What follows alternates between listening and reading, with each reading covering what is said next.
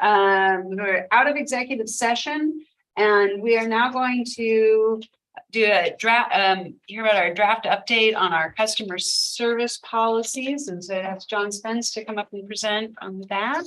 Thank you.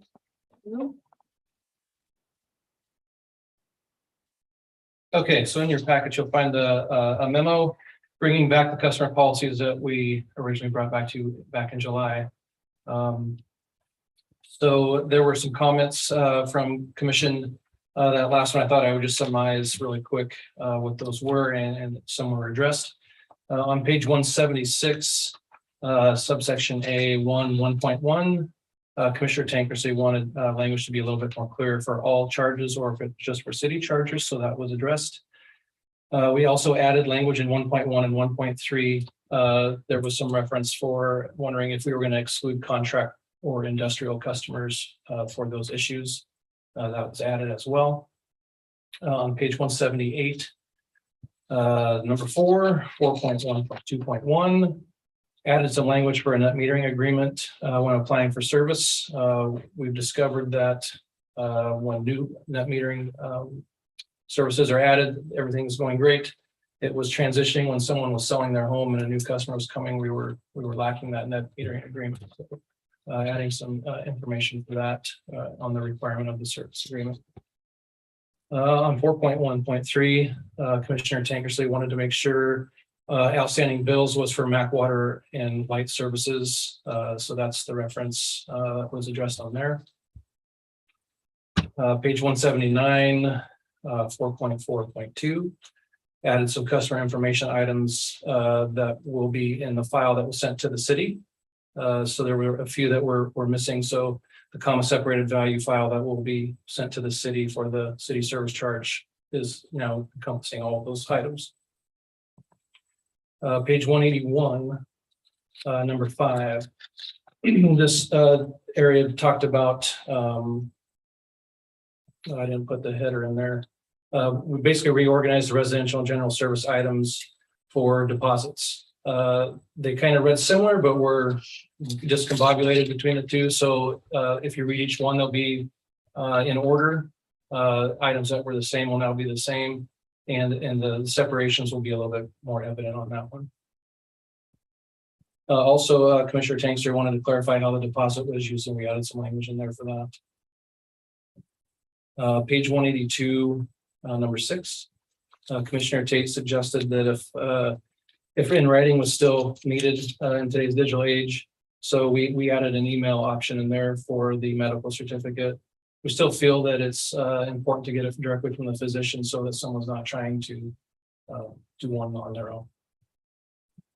Page 184, number 13, Mayor Drabkin mentioned that she was mentioned that it could cause a tug of war with the city, and I believe that was for the right of way. So some information or wordings were changed in there, and I think we took right of way out there.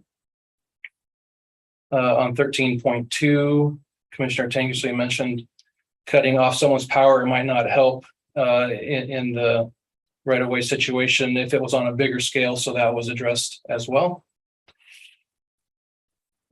Page 192, 3.1.12. Mayor Drabkin just mentioned that the same item that was earlier about the right of way, and that was I think it was removed from there, or made to say the same as prior. Page 187, Commissioner Christensen wanted whatever the city charges were to be called just to be uniform throughout the document, so that was taken into consideration as well. We did have some additional comments since the memo. Mr. Dietz said that we should probably have something in writing in our policy stating for the billing agent for the city and the service charges, which I'll discuss that a little bit earlier. Also, when referencing resolution 2006-12, which is in section 3.8, it's referencing the out of city service for water. Should we state in the policy that it's actually for water, so they don't have to go to this section to find that out? And then the last item, wondering if there should be something in there for power quality issues be added, and if disconnect could happen for poor quality or poor power factor or a high harmonic bad power factor, bad power quality. And also in the definitions that we should probably have a definition for power quality, either way, if we have that in there or not. So that would mean their use messes up our system. Yes, or neighboring system or Their neighbor. Like they have really bad machinery or something like that, electric Correct. machinery that something that caused a power quality issue for your neighbor because of something on your Their residence. lights start flickering or they're causing issues with their equipment. And then I think the final thing was, as we mentioned before, with the city service charge, looking to go live in January. We'd like to have something back in December for the commission to look at and approve, to at least have something addressed in the customer service policies to be ready by January. Thank you. Mhm. Commissioners with questions or comments, we'll start with you, Commissioner Christensen. None. Commissioner Tate. Chair Tankersley, Nope. no. I have a couple questions. One question is in 2.6. I'm sorry, I can't reference the page number easily, but in 2.6, wastewater is not specifically called out as a charge that gets paid to avoid the disconnect. My understanding is that there's kind of been a mutual but not formalized agreement that the city service charge wouldn't trigger a disconnect. But in the way this is written, non-payment of wastewater also wouldn't trigger that disconnect and instead would would be sent over to the city for collection. I know there was some concern. We did talk about the city service charge specifically.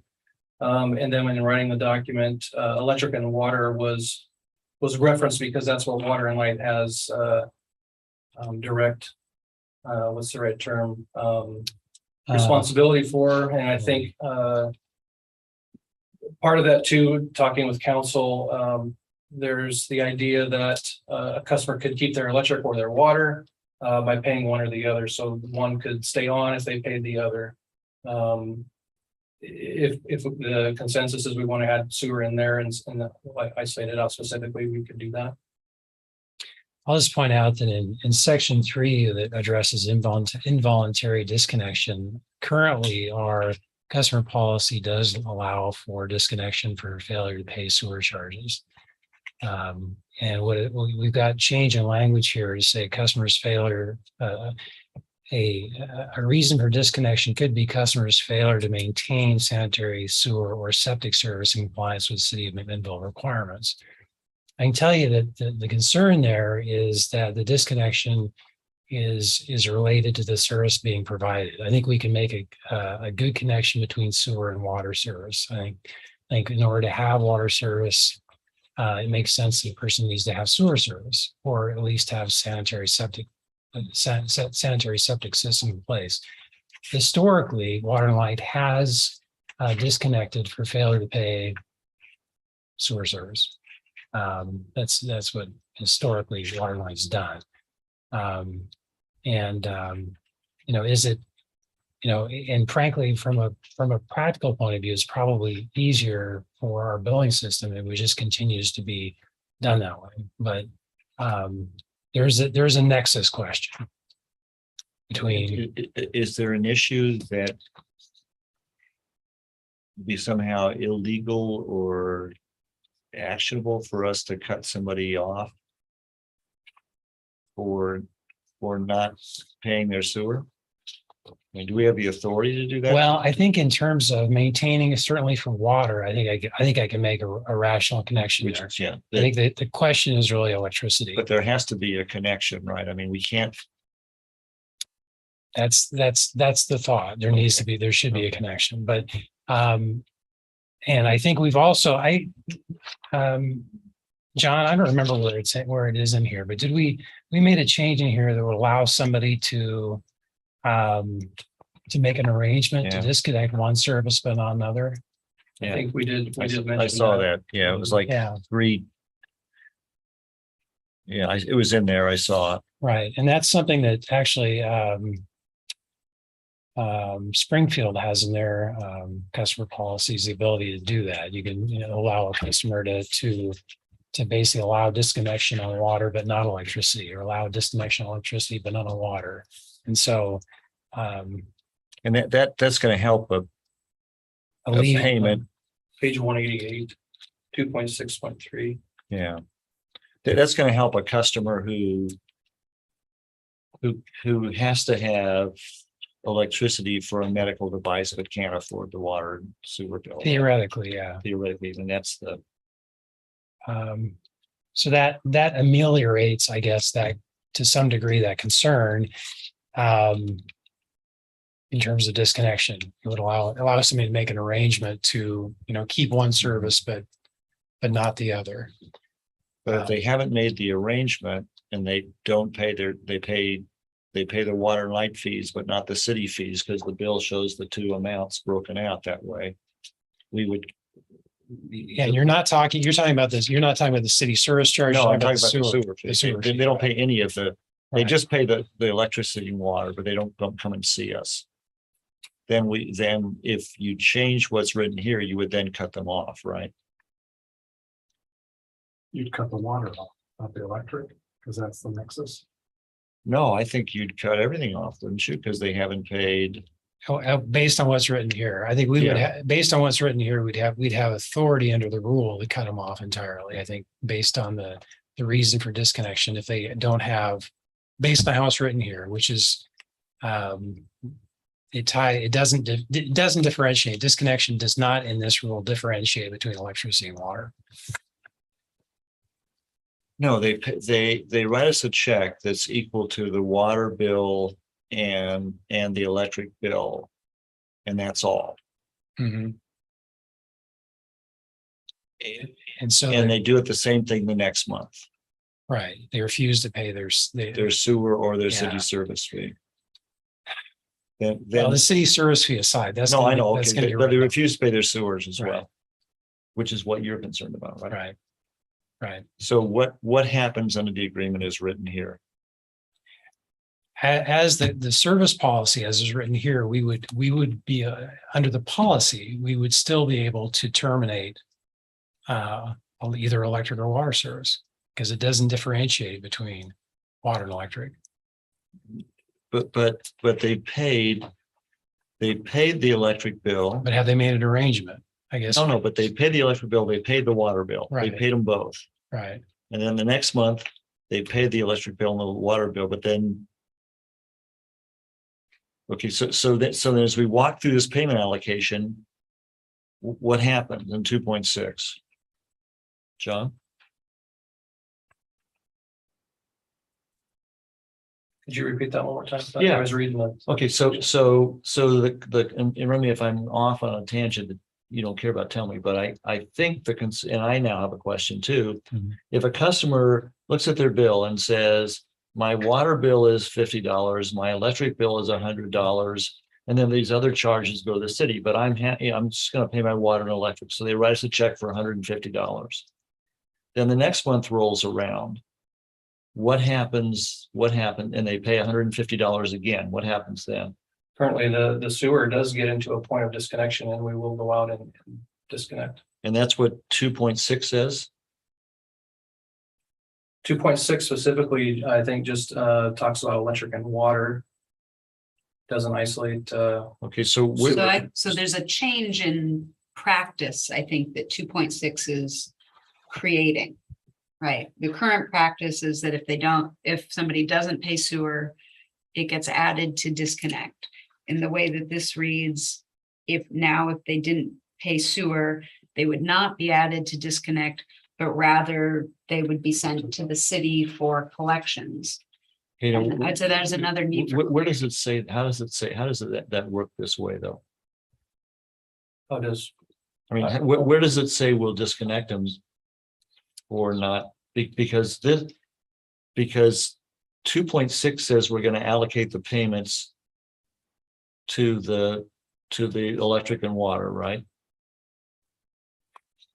And then where does it say that And then the next month, does it say we're gonna do the same thing the next month? Because I'm thinking, I kind of think it says the opposite of what you said, Ronnie.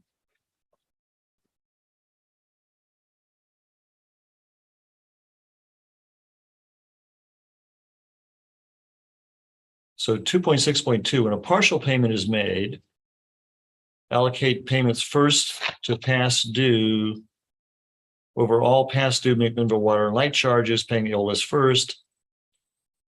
Calling out water and electric. Yeah. Yeah. But then.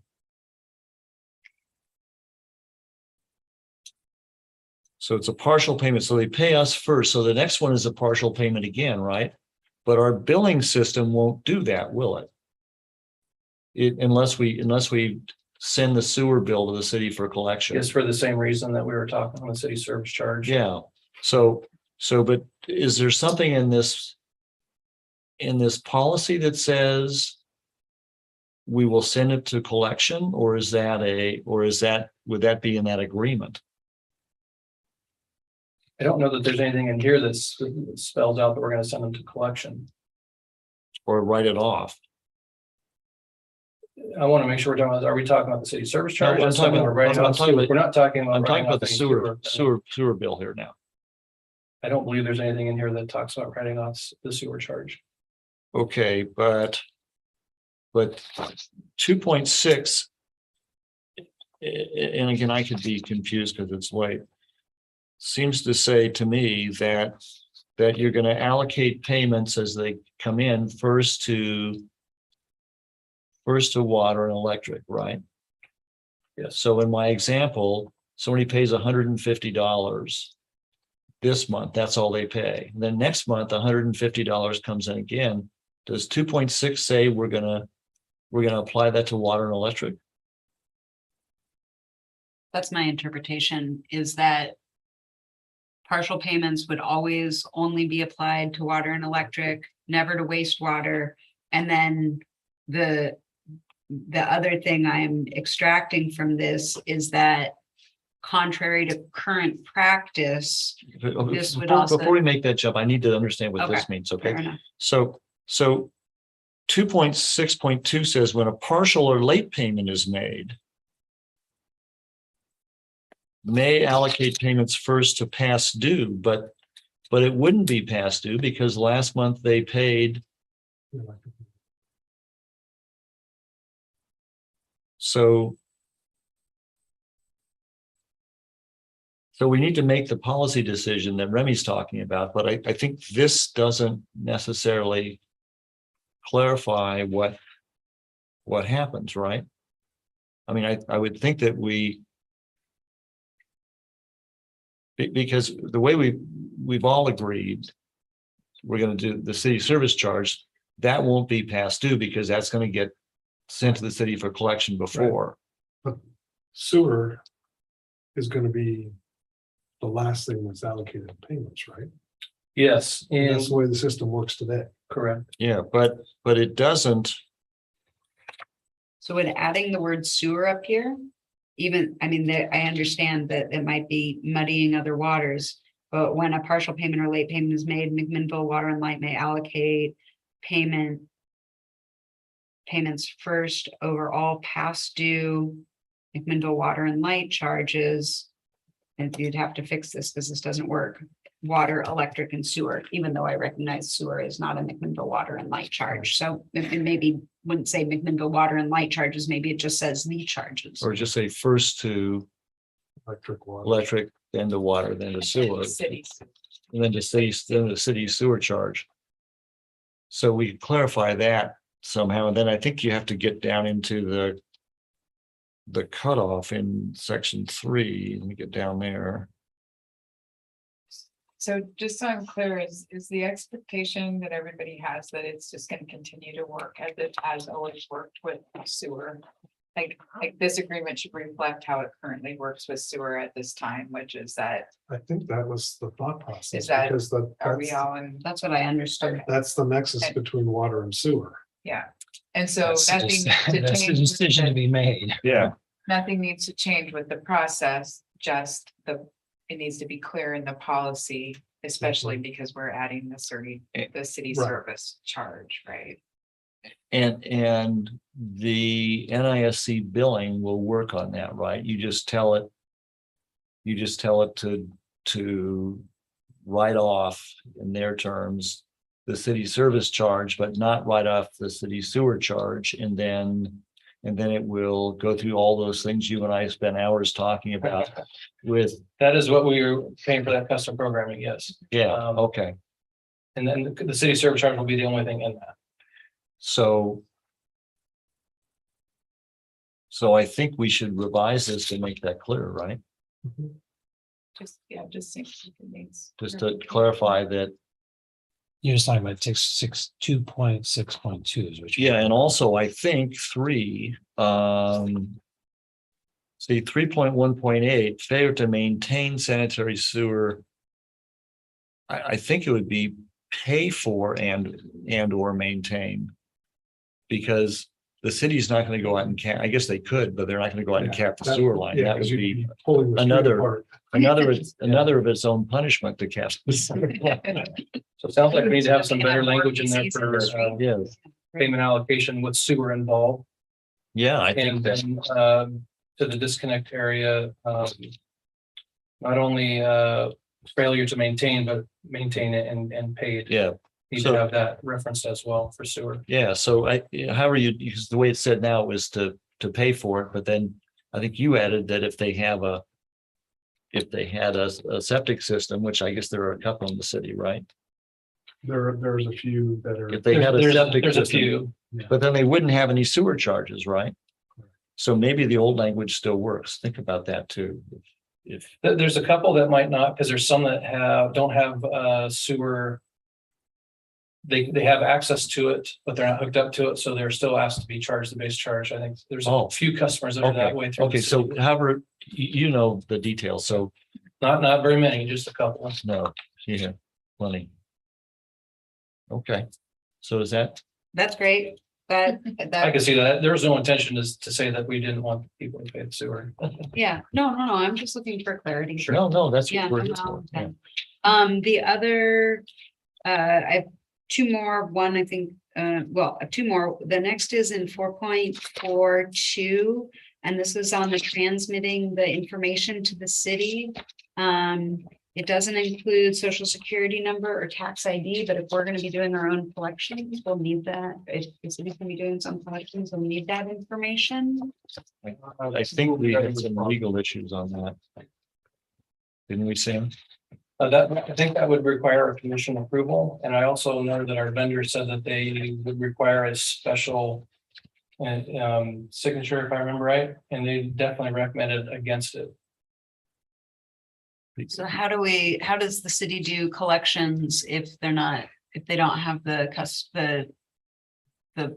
have the social security number of the person they Well, need to collect and on? remember, we don't necessarily collect the social security number.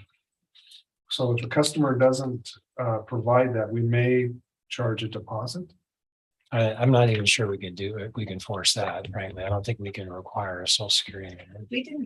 We did collections that we didn't have personal information of Yeah. our customers. And we didn't have a social security Yeah. number for them. Okay. We just turned over their name and address and the amount to the collection agency, and somehow they track them. Okay. But we cannot force social security numbers. Okay.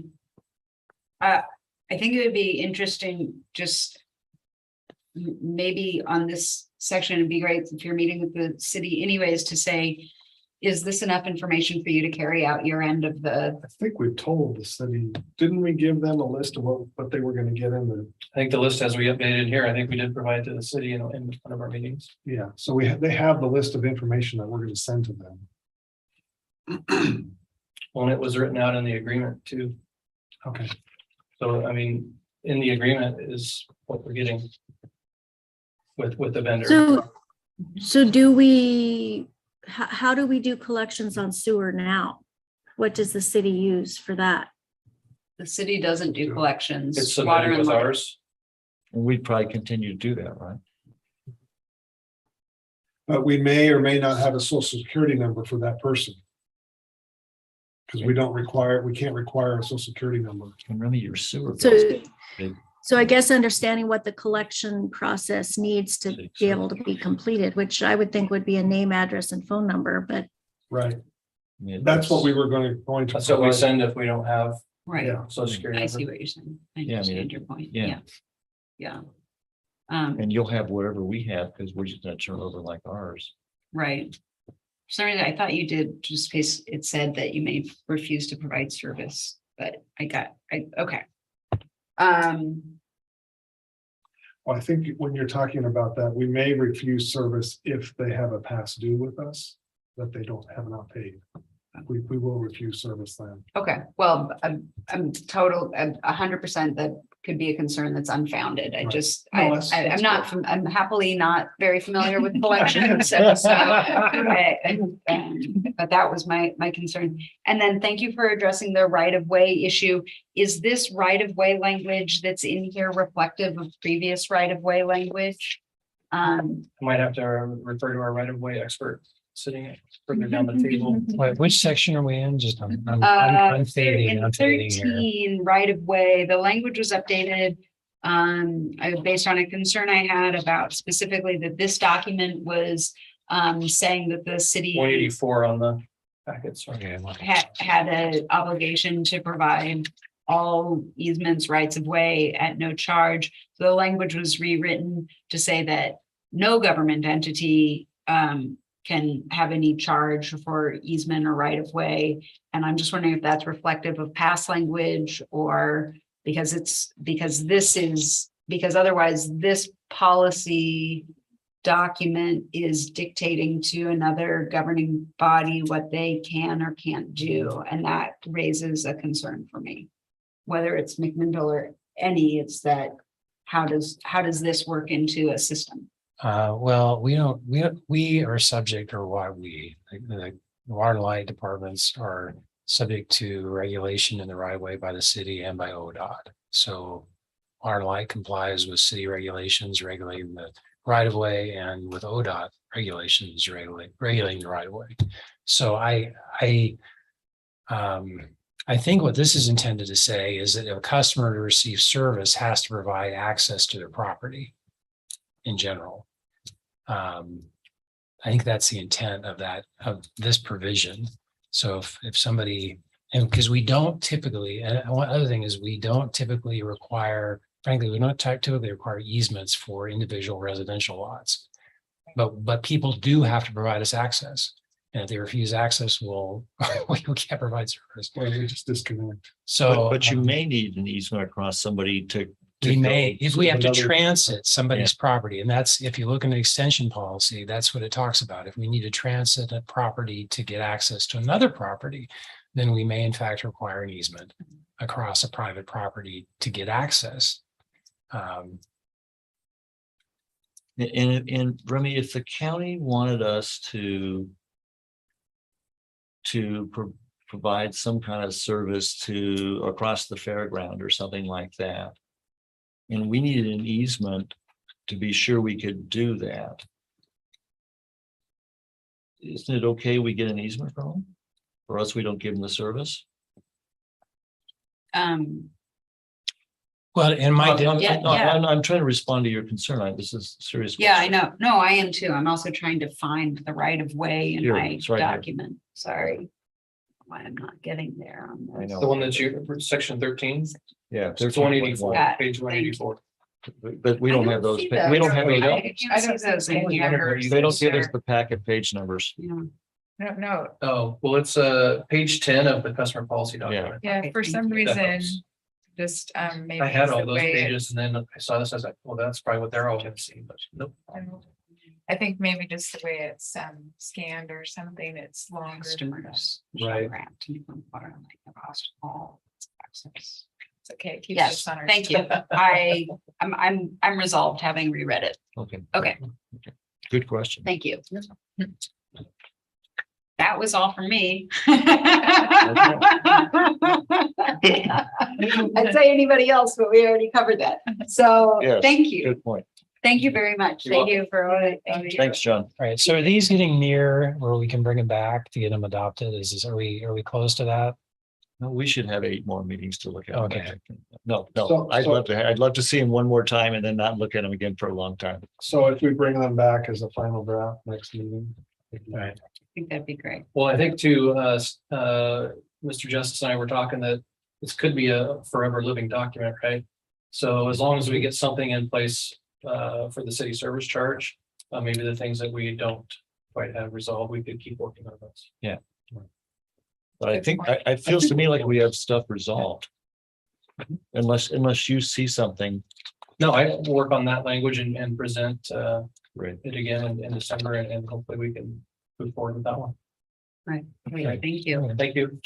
Would there be any problem with me doing agenda items 11, 12, and 13, and then we'll go into executive session so the staff can leave, or will that make no difference actually if I go out of order? It won't make any. It will make no difference. Okay, Thank you Thank for you. continuing to try. yes. Well, then will you Thank you, John. please lead us Sure. into executive session? So we're going to go into executive session pursuant to ORS 192 660 sub 2 sub F to consider information and records that are exempt from public disclosure under ORS 192 355 sub 23 relating to identifying security measures, individual building and information processing. Any press in the meeting should not share this information, and we will come back in open session for any action.